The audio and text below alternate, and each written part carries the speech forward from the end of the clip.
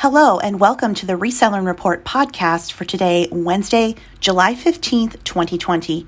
I'm your host, Ann Eckhart, and every weekday I upload the Reselling Report to update you on the day's retail and e-commerce news, including the latest from eBay, Amazon, Etsy, and Poshmark.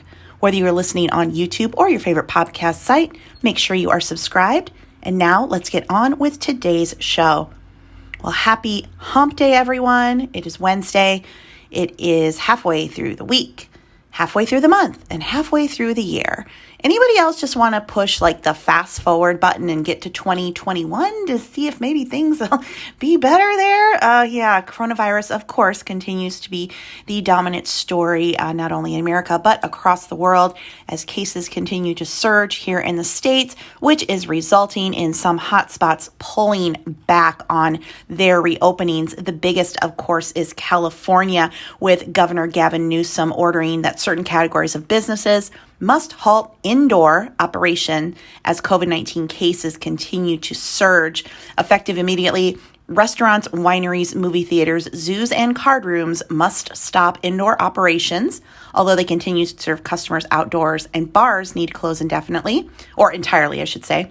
The governor in California has also announced that fitness centers, places of worship, non-critical offices, hair salons, barbershops, and this is the big one for those of us who are resellers, indoor malls must close indoor operations in the counties on the state's monitoring list, which is about 80% of California, 30 counties on that list. So again, we are starting to see some retail pull back. Now, again, indoor malls, not standalone retail stores and strip malls would still be able to operate. But unfortunately, I think that this is a sign of what could be coming here within the next days or weeks, as certainly in these hot spots. So again, if you are in California, Arizona, Texas, Florida specifically, where things are getting really bad, you just want to keep up with what's going on in your area, because thrift stores, they might start to reclose, and they can reclose anywhere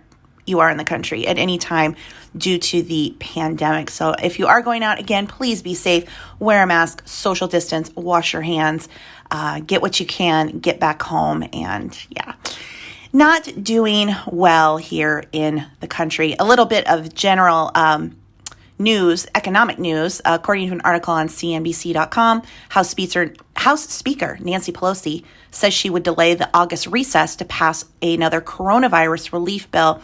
Key points of this article is that Pelosi said she would delay or cancel her chamber's recess to pass a new relief bill.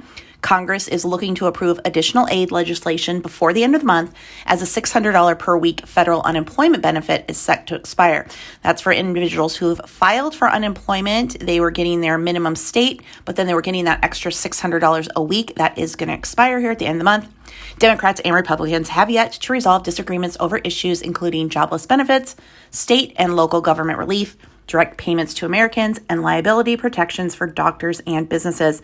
So if you have been the recipient of that extra $600 a week, it is set to expire here soon. So, things are open right now. And for resellers, this is the time that if you can be safe, get out and get that inventory and prepare for the coming months. Again, winter's going to be here soon. The regular flu season will be starting up here again in the fall, and we're going to have influenza plus the coronavirus. I think we can all just accept that there's going to be likely more shutdowns. Maybe not a complete stay-at-home order again, but I think individual retail will likely start to make decisions if they can stay open or close. So we want to get that inventory and be ready for what will likely be a heavy season of online shopping as we go into the fall. So let's get into the reselling sites themselves. We're going to start with eBay today. eBay for Business Facebook page has some new updates. First, a happy little Sunday quote. I forgot to mention this earlier in the week. They're putting a Sunday inspirational quote up every Sunday on the eBay for Business Facebook page. This week's quote is, "A big business starts small." And that's from Richard Branson. Thank you, eBay for Business, for that cute little graphic. You can, of course, screenshot that and share it on social media if you like. They are, again, promoting the eBay Partner Network, making sure you are signed up for that. Now, that is eBay's affiliate program. So if you are including your eBay store link on social media, then you definitely want to be in the partner network so you can have a dedicated link and you can earn a percentage back off your own sales. Now, I have signed up again for the eBay Partner Network. I thought I was in it, then I never used it, but then I went in again and they're like, we're still looking at your application. It's been 2 weeks now. So yeah, you might want to get on that if it's something you want to do, and note that it probably won't be immediately. But there is a new eBay for Business podcast, episode 99, Summer Success with Terapeak. This week it says that Griff welcomes new co-host Rebecca Michaels, filling in for Brian Burke, who returns from vacation next week. Senior Product Manager, B2C, Seller Experience, Lusanne McRandall gives an overview of Terapeak. Griff talks with the next seller from the 25 Seller Stories Project, Julie Yu of I Miss You Vintage, about how she started out as an art history major and ended up as a successful entrepreneur on eBay. Now, with the eBay for Business podcast, you can either listen to it or you can read the transcript. So that is available if you're interested in listening to that. There's a new article over on the tamebay.com website titled, Will You Stick with PayPal Website Payments After eBay's Managed Payments? The article reads, for many online retailers, PayPal website payments have been a de facto choice if they already sell on eBay. I mean, why wouldn't you? PayPal website payments are perfectly adequate, actually pretty superb, and do the job. The most compelling reason for using PayPal on your website is that you may already have a massive payment processing fee discount based on your eBay business. PayPal has for years been not only the most convenient way to add payments to your website, but also the easiest. PayPal payment options include online payments, where a single solution lets customers use a variety of payment methods on your site, on mobile, in your app, meaning they have a PayPal account, but they can also just pay with a credit card that's attached to their PayPal account, or draw money from a bank account attached to a PayPal account. You can accept in-person payments if you have a brick and mortar store, maybe you do flea market selling, and you can do payments by phone or email. The PayPal website payments options allow you to integrate to your website, and PayPal does offer volume discounts. So now, obviously, if you're selling on eBay and utilizing PayPal, that is going to transition to managed payments. However, customers will still be able to use PayPal to pay via managed payments. So a customer comes to eBay, they buy your item, they go to pay. They will pay on eBay's website, but they can choose to get that money from their PayPal account. They can put a credit card on file. I'm assuming they'll be able to draw money from a checking account. So PayPal will still be available for buyers, but for sellers directly on eBay, it won't. But if you have payments off of eBay, will you still continue to utilize PayPal? And I really don't know why one wouldn't, or if you would even have an option not to. It's not like you could sell at a flea market and make people go through eBay. You would have to have some sort of payment, obviously, if it's not cash, through PayPal. So I think PayPal stock is up, and it seems like they're doing okay. Now, when the official break comes with eBay and they are no longer processing any eBay payments, it will be interesting to see what happens with PayPal. But PayPal does still remain a reliable solution for some sellers. There is some drama in the reselling community from the Postal Service. This is an article that's going around online. I'm just referencing the one over on ecommercebytes.com that's titled, USPS Won't Confirm Reports of a Leaked Directive.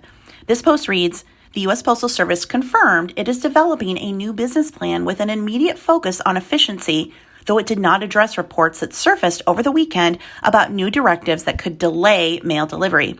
As we reported on the E-commerce Bytes blog on Sunday, an unverified memo containing the directive said all overtime would be eliminated and stated, if the plants run late, they will keep the mail for the next day.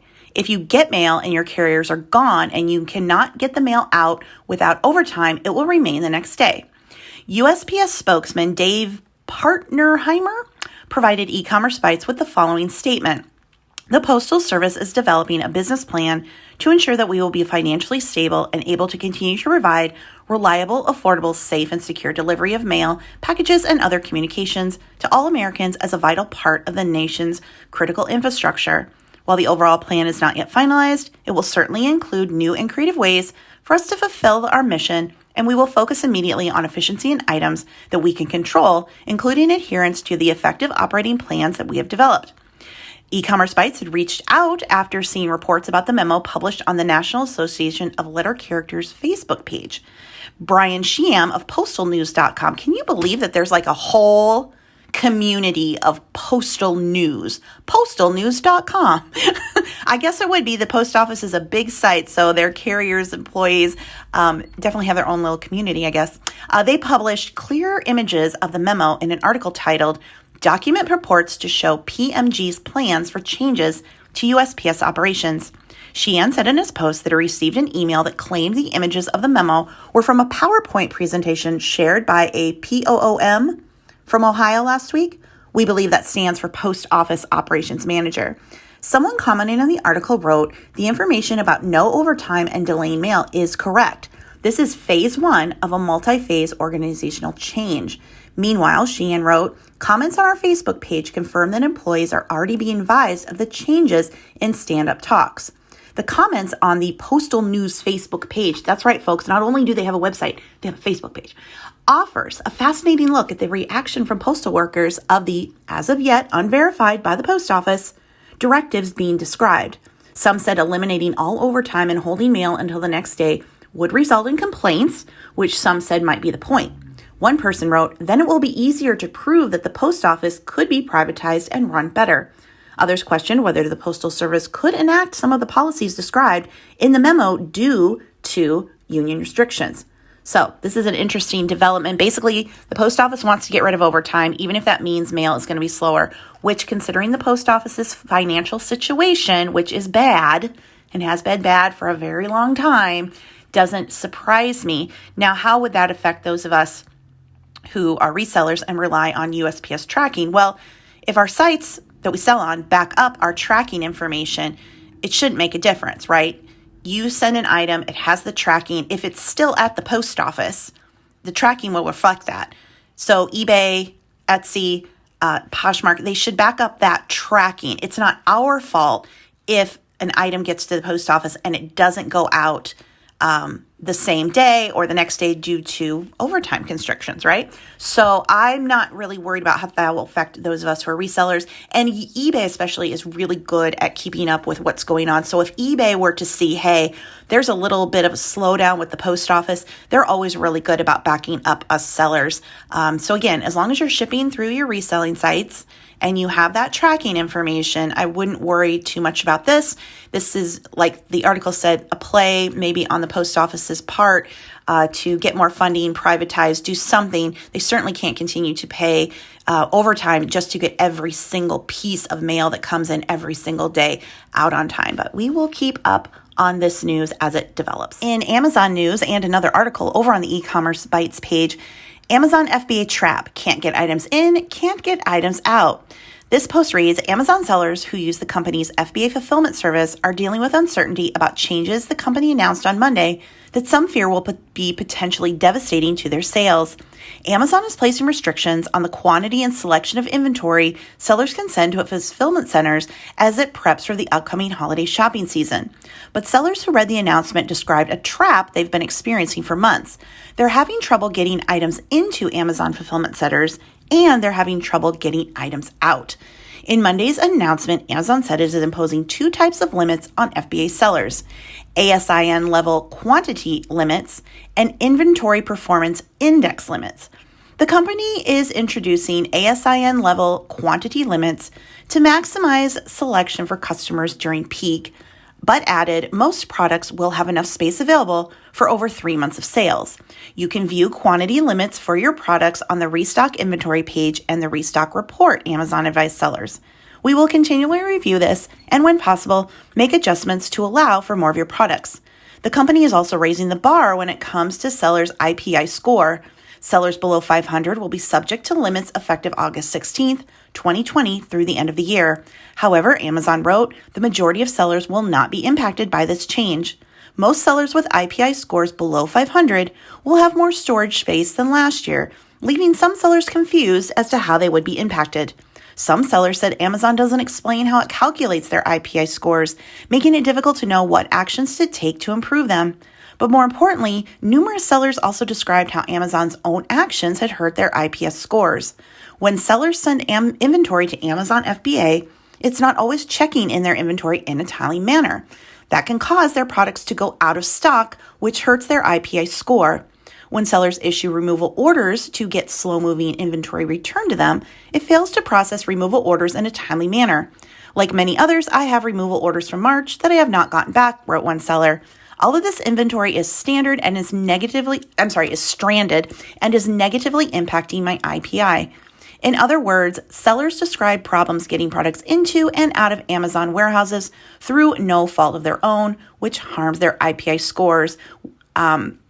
And that will now harm their ability to send products to FBA for the upcoming peak season. And they're upset. Amazon has only given them 30 days to boost their sales.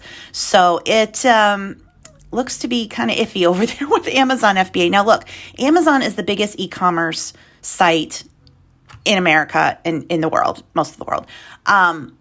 So it is no surprise, I guess, that they are finding it hard to maintain the level of products that they carry versus the amount of space they have. Now, Amazon's always expanding, looking for more warehouse space, but they can only expand so fast. So you can let me know if you're an Amazon FBA seller, if this is going to be affecting you as we head into fourth quarter. Of course, it's always important to remember that with Amazon, you can switch to Amazon Merchant Fulfilled if you're having trouble with FBA. Now, Merchant Fulfilled is going to be more work. You have to obviously store and ship the items yourself, but it is an alternative if you're finding yourself stuck with FBA. In Etsy news, there's a fun post over on BuzzFeed.com with a large list of items that if you get them on Etsy, will have people asking, where the heck did you get that? And a lot of the items are masks. Now people are making matching masks and headbands, matching mother-daughter masks. And one that I love is a non-medical anti-fogging mask designed with a clear window so people can see your lips. I didn't realize how much I relied on reading people's lips to hear what they were saying until we started wearing masks. And you know what? I'm loving these. I'm thinking that if this was the normal option, people would be more apt to wear masks if they felt like they could see people's mouths or people could see their mouths, because we all know people love to talk. So I don't know. I'm loving the little clear window of the mask. Now, these are non-medical grade, but it does look like they are the same as the other masks that people are wearing. It just has this little window in the front. So I'm kind of like all about that and sort of want to get one, even though I really don't want to talk to people or have them talk to me when I'm out. That's another thing. I'm in a store, I'm with my mask, and people start talking. I'm like, no, we're not supposed to be talking or shouting or singing, because that's where the droplets come out. Yes, we're wearing masks, but I feel like wearing masks and not talking is the way to go. At least that's for me. But anyway, also in Etsy, I found an interesting post over on the Etsy forums that is titled, Offsite Ads May Be Great for Small Shops That Want to Grow. So they thought this was an interesting thing to share with those of you who sell on Etsy who are a little iffy about the offsite ads. Now, just a reminder, Etsy's offsite ads are mandatory for individuals who sell $10,000 or more a year. If you sell fewer, you can opt in or out. This poster writes, in our opinion, all of us profit more from offsite ads. Sure, the individual sale profit is seemingly lower, but it is profit nonetheless, and it is coming from sales that we otherwise never would have had. Offsite ads gives our shop a greater exposure than just waiting all alone by ourselves on Etsy, checking every day for sales, hoping somebody out there even knows Etsy exists, hoping they might stop and have a look at our goods, hoping for a sale. Sound familiar?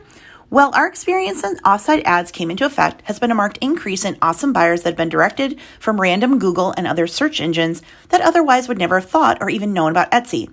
Sure, we could easily look at it as it's 20% less profit, but in reality, it's actually 80% more profit from sales and customers we otherwise would have never had. Many of these customers will be back, repeat customers, directly to our shop the next time they need our product. And the best part is it costs 0%. What if we don't have offsite ad sales? And guess what? Turns out to be great free shop advertising even without a sale. People are seeing our stuff. We would highly recommend and encourage any and all of the under $10,000 little shops to sign up and utilize offsite ads. It's our tip to you. We very much want your small shop to succeed. So this is just kind of interesting that this small offbeat things seller is like, yay, let's all get into offsite ads. So I just thought that was an interesting positive point on the ads. This is kind of what I feel about eBay's promoted listings. Like, why do we have to pay more to get people to our listings? But you can't deny, at least for me, that the promoted listings work. So yes, it's a little more cost, but when I look at the sales that I probably wouldn't have gotten if I wasn't running promoted listings, then I'm like, okay, it was worth it to pay that little bit extra. And maybe the same can be true for the offsite ads. So if you're an under $10,000 a year Etsy sellers, you can let me know. Are you in or out on Etsy's offsite ads? Turning now to Poshmark, according to a post on their Facebook page, Level Up Live is back. Tune into our live stream series and hear from Poshers as they discuss the tips and tricks they've used to level up their businesses on Poshmark. And these level ups are live over on their YouTube channel if you want to go ahead and check those out. They're also doing a giveaway where you can win a shipping bundle full of poly mailers, tissue paper, thank you cards, and more from You Pack and Ship. So there is a link to enter that. There are also a couple of, you gotta know, these little inspirational Poshmark quotes that they like to put out. Keep spreading the love. We have a new graphic with a Poshmark notification that says like, share, and spread the hashtag PoshLove. And you have so much to give to the world. Of course, these can be screenshotted and shared on your social media. And then over on my favorite place to be, the Poshmark Reddit forum, there's a new post that really spoke to me. Now, I'm not selling on Poshmark currently, but I sell on eBay. And when it comes to customers making offers, I feel the same. This person writes, I wish buyers weren't allowed to make offers for less than 50% of the asking price. And I hear you, and most people do. In the real world, I always felt like 50%, you don't go lower than that. If you want to make an offer, you start at half if you go that low, and then you work up from there.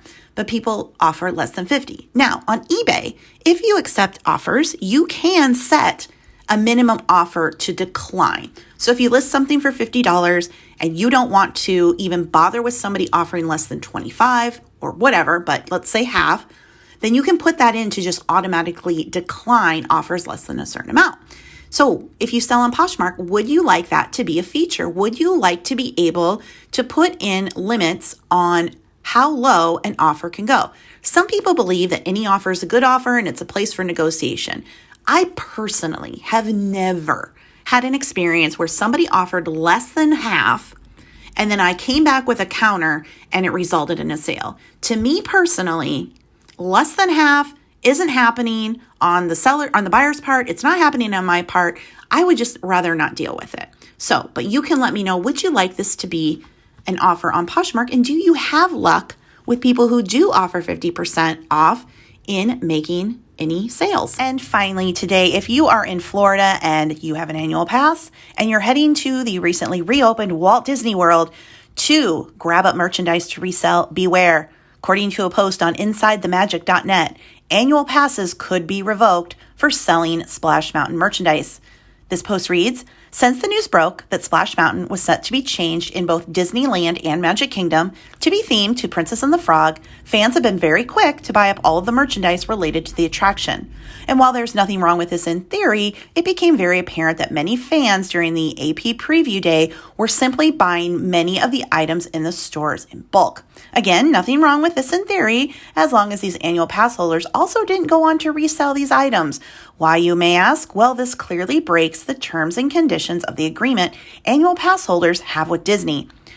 The quote that comes from your annual pass holder agreement reads, benefits and discounts are for personal use only and may not be used by any commercial purchase, including and without limitation to obtain and purchase items or services with the intent to resell such items or services.